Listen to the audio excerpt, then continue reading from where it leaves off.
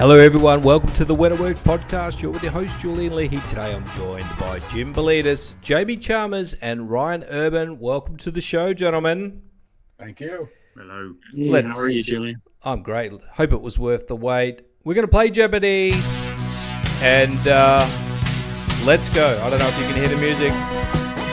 Let's turn that off and get straight into it.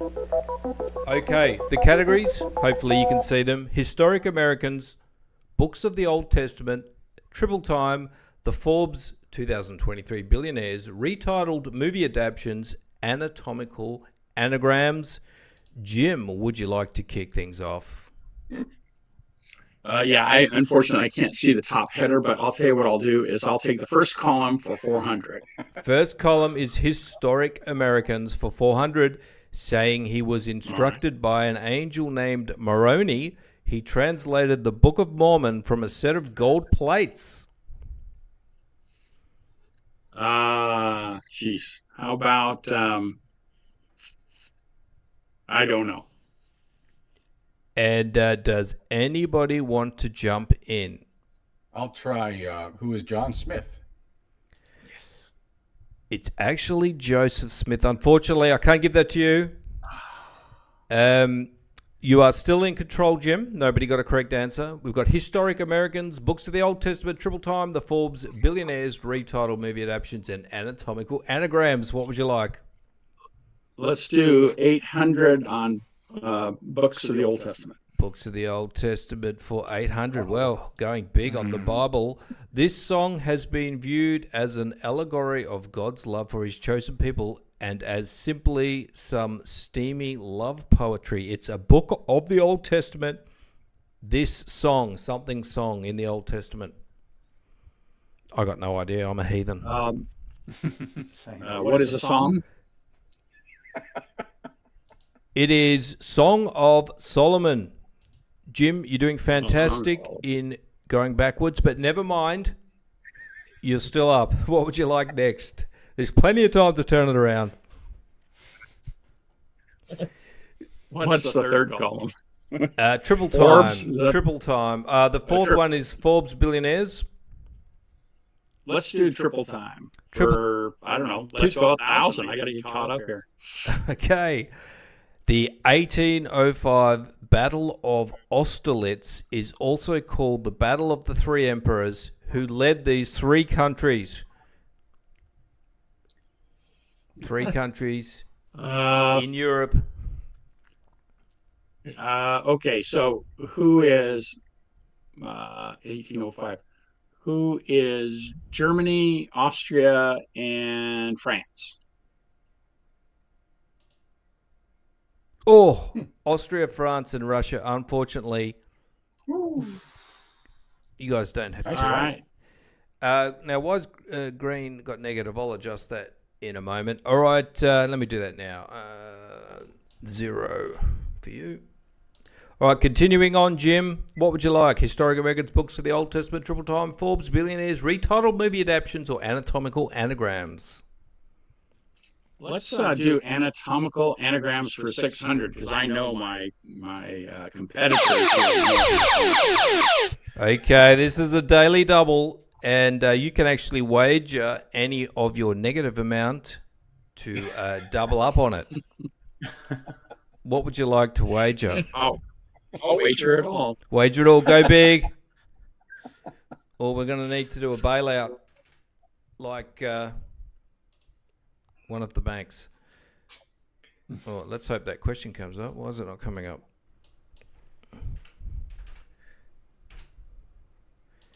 Interesting. Okay, we have a problem. Let's just do 100, see what happens. Technical difficulties. How unfortunate. Okay, what do I do here? Negative. Try that. What a professional outfit this is. Not like negative numbers. So. I'm not sure, but the software seems to have died on us, and that sucks. All right. let's blow the game off. Unfortunately, one of the risks of live streaming, Jim, we're going to have to throw over to you. Wait a minute, I must have won. You've won with a score of because negative 2,000. I'm the only one who had a negative, a number. The only one who had a number. I think we've all proven our ignorance of this game here. So you guys got off easy, I think. Jim, let's talk about you. I liked your bio because it had good copy on it, and it said that I'm a vision killer. What does that mean? I had a public experience, actually, where my wife came up to a microphone in a room of 400 people after having joined this group about 6 months before, and she said, for the first time in my life, I feel that I've been supported in my vision. And her vision was a big one, to serve over 1 million children. And she's my best friend. It stabbed me in the heart. I had no idea what she was referring to by that. But I started to look at it. When she came back to the table, I made it all about her, not me. But I recognized at that time that as a lawyer of 35 years, I wanted to protect her from some of the things that she wanted to do. And my advice was always surrounding how to do something, as opposed to the support that she needed to feel that her goals and aspirations and the opportunities were positive. So I've deemed it a vision killer over the next couple of years when I tried to straighten all that out and acquired the recognition that we always vision kill when we're talking about execution. So people will often come to us, even our children, with great ideas, and we go, well, wait until you get a little older, or you don't have the money for that, or that's nice dreaming. It's vision killing. So what we do is we seize that person from thinking about it anymore. So we really have to set that aside. We need to make that change. I think entirely make that change. And that's what I advocate in the book. Yes, and I can see that sometimes we think about all the complexities involved, and maybe they should come later on. So on the flip side of that, how do we create a compelling vision? So there's 3 components. So what I did was when I had to convert myself, and ultimately I learned several things that seemed to work really well, and I put them in a test because I mentor CEOs, and I probably over 100 now. And so I got a couple of CEOs together. I said, hey, let's try this for yourselves and see how it works. And the results were amazing. Several of them tripled their revenue in a year. And so what we have to do, first of all, is it's no longer find my why. It has to be a vision that's bigger than you and bigger than your customer or client, which is hard for most CEOs and individuals to think because we've been trained to think about our needs, our why. But the truth is, nobody cares about your why. So we have to look bigger. The second thing is, and it seems so simple, and yet we don't do it, we often hold our vision to ourselves. That is, it's our vision, it's my vision. Let me share with you my vision. But what we really want to do is collaborate with others. So you'll see the millennial, they'll pick up the phone, they'll put an idea in there, and they'll have 1 million people talking about their idea with them. We don't do that, particularly if you get a little older and grayer.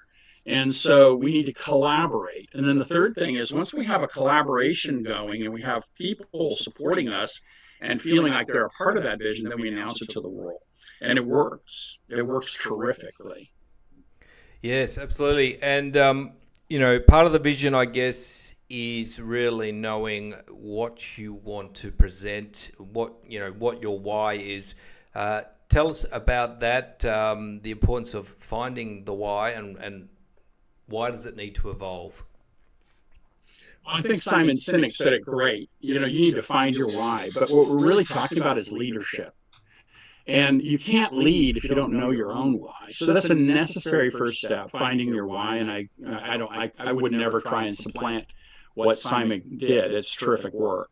But we need to take it beyond that. Once we understand our why, now we need to start connecting with other people and collaborating on finding the vision, not defining it just by yourself, but finding it with people. You'll have a general idea, some value within you, something that's important to you that you want to advocate in this world. And if you start to advocate it and find other people who are willing to join you in that quest, it becomes exciting. It's fun. It revitalizes business owners for sure, who have been drudged down a bit sometimes. And it provides you with something to talk about. It's one thing when you have a vision that you don't never speak. It sits in a drawer, right? It's another when you have a vision that you walk into a cocktail party and somebody's asking you, how's it going? How's your quest going? How are you doing on that? And so you feel really empowered that way. And it happens exactly like that because the vision is bigger. Yes, Jim, and I noticed on your profile you talk about AI, and I'm a bit of a fanatic about AI at the moment in terms of what it can do. What are your thoughts on it? AI is a terrific, just an absolute terrific tool, and it's only going to get better. Right now, it's amazing for the novice. I too am an AI fan. For the novice, it gets on like, wow, this is amazing. But soon, it's going to be automating everything that we can do. It's just going to do it better and faster and quicker. It can write a paragraph faster than you can write a paragraph for sure. Here's the thing: AI cannot create from nothing. It can only create from the database of experiences and information that's already been provided to it. So our humanity is going to require that we move back into the creativity. Harken back to the days of Star Trek where doors opened automatically. That didn't exist when I was a kid. Or you picked up a phone, right? And you talked on your phone. They did that on Star Trek well before Apple was invented.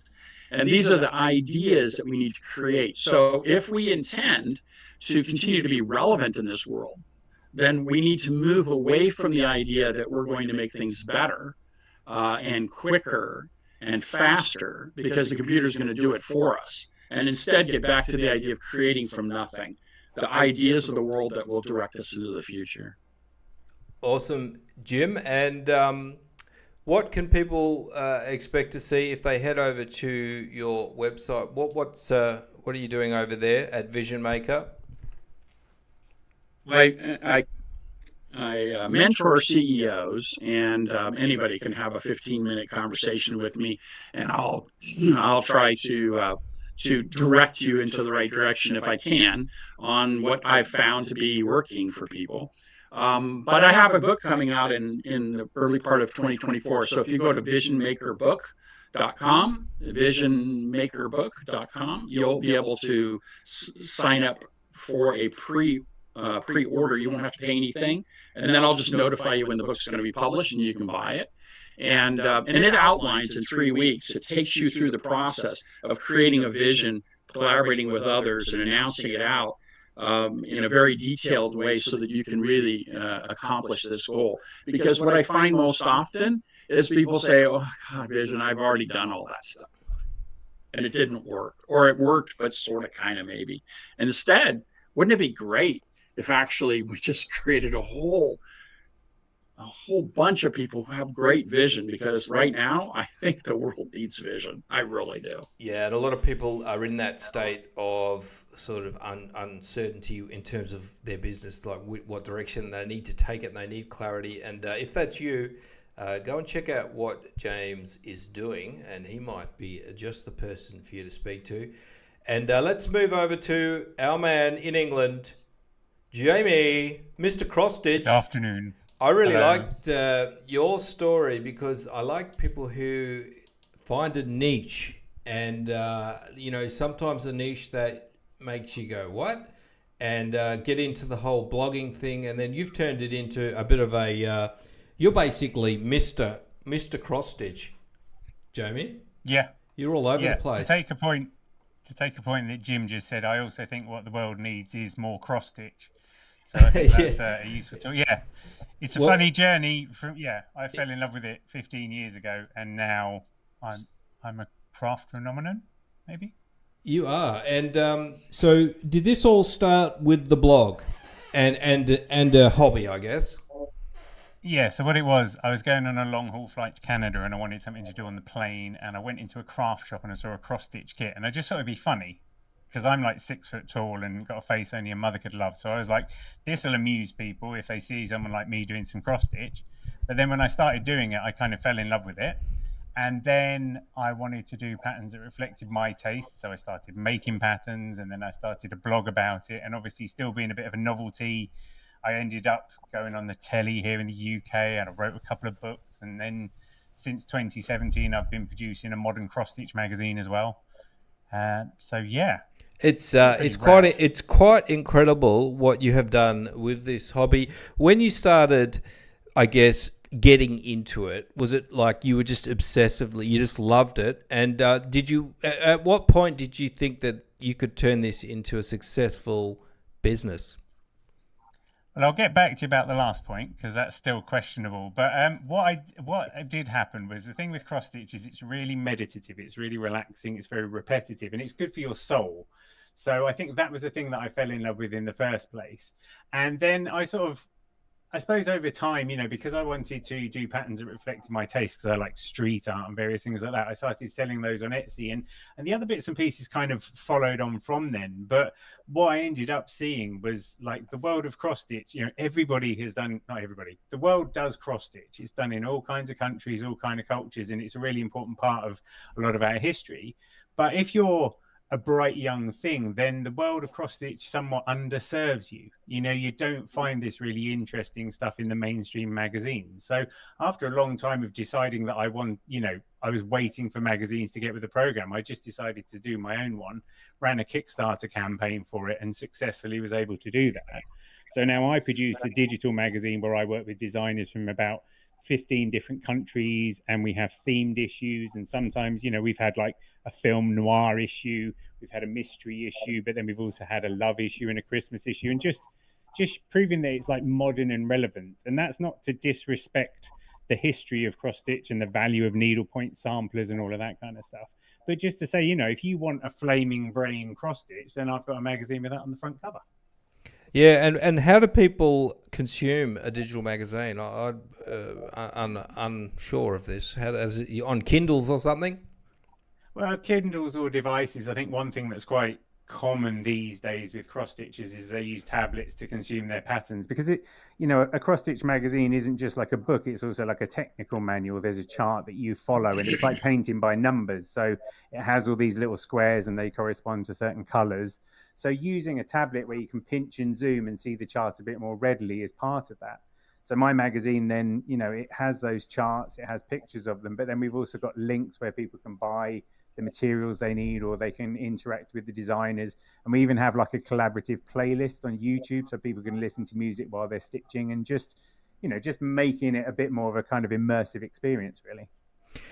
Jamie, I'm also interested in your quite huge social media presence. How do you manage your Instagram and Pinterest? How much time goes into that each week? What do you do? So Pinterest is a bit of an anomaly that I can't really explain. I think what happened was about 9 years ago, when Pinterest kind of started, I just made loads of boards, and then every day I sort of set up a thing where, because I also have a needlework blog, like the Mr. X Stitch blog, and we share textile art. So every time a post goes out, it would send a pin out to Pinterest.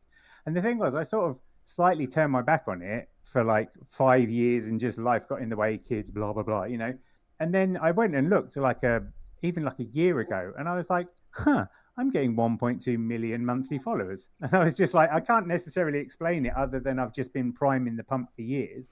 And in many ways, I think that's the same with Instagram as well. I think it's, I've posted every single day on Instagram for about 8 years and shared other people's work. And I think it's just the relentlessness, just showing up every day, doing a thing that kind of brings joy to people. That might sound a bit hippy dippy. I totally get what you're saying, and I think the key to it is, Jamie, that you were just doing this and you were not really expecting or trying to force anything to happen.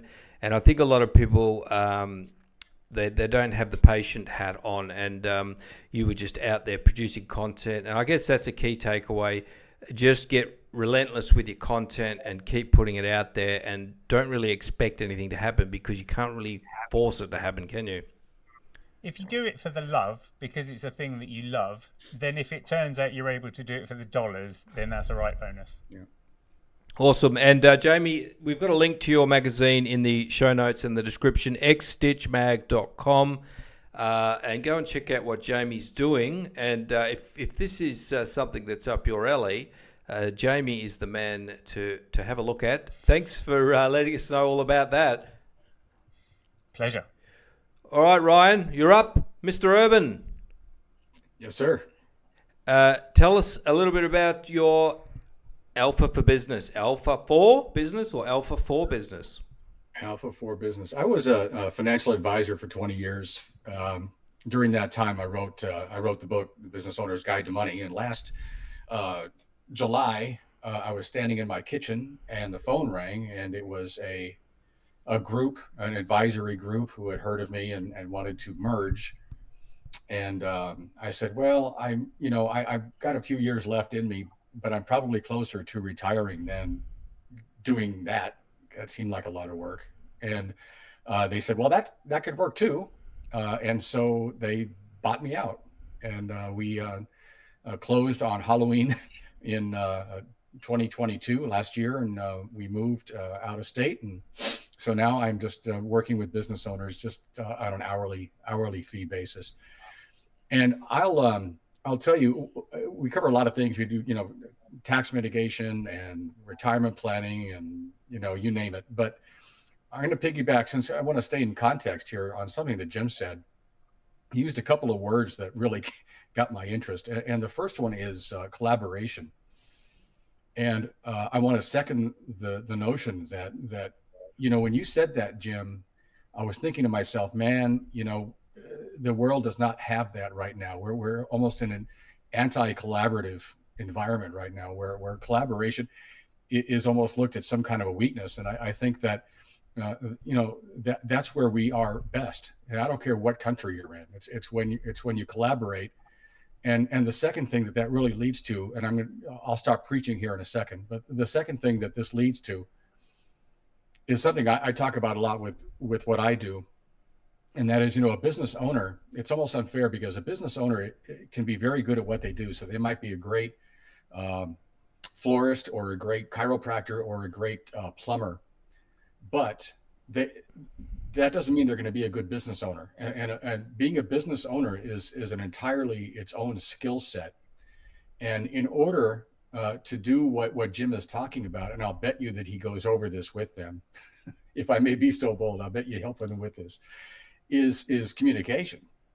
And there's a lot of business owners who really don't build out their business owner skill set, and communication is one of those things. And working with business owners, I've seen communication kill businesses more than once, because what ends up happening is the parts of the business end up getting siloed, and they stop communicating, and you can't have that, and I think now we're seeing that in our politics. And sorry. Go, Jamie. Oh, I was going to say, in following up on that. So the visionary business owner, their frequent complaint is, I have these ideas, nobody wants, nobody can get it done for me, right? Yeah, that's communication, their ability to communicate. And the doer business owner, the one that had a great idea, they started from scratch, they just enjoyed it, they started building it all up, and they made money doing it, and they run out of ideas. They've made the best that they can make. They have a hard time of visioning and or creating new ideas from what they already have. Mm-hmm. And so communication's right on, Ryan. I think it's a skill, and I don't know. I think that some people have a natural skill for communication and others don't. But I think it can be built on. And I have my podcast, The Business Owner's Guide to Money. I had a guy on who was talking about how simple it is. If you have a key person, somebody who's really important to your business, just to pat them on the back a little bit, and to say to acknowledge something that they have done. You know what they do? They go home and tell their spouse. Yeah. And it's not a small thing. And I think that even someone who's not terribly good at communication can do something like that. And then once they see the benefits of it, I think that is a skill that can be built on. And so I'm a real. I was prior to becoming a financial advisor, I was in broadcasting for 20 years. So communication is kind of a hot button for me. And so when you brought that up, that I think that's a real weakness here, and I think that businesses need to a business owner needs to be open to expanding their skill set, particularly in communication. Ryan, you've got a couple of books out. Do you want to just tell us what they are and where we can have a look at those? The Business Owner's Guide to Money is on Amazon. You can also just go to my website, and that's Alpha. You brought it up, Alpha for Business, Alpha the number 4business.com, and it's all there. It's all there. All right, gentlemen, thank you so much for coming on and playing despite technical difficulties. Thank you, James, Jamie, and Ryan. And thanks for listening and watching, everyone. I'm going to wrap things up, and I'll see you next time. Bye. Hi, guys. Thanks for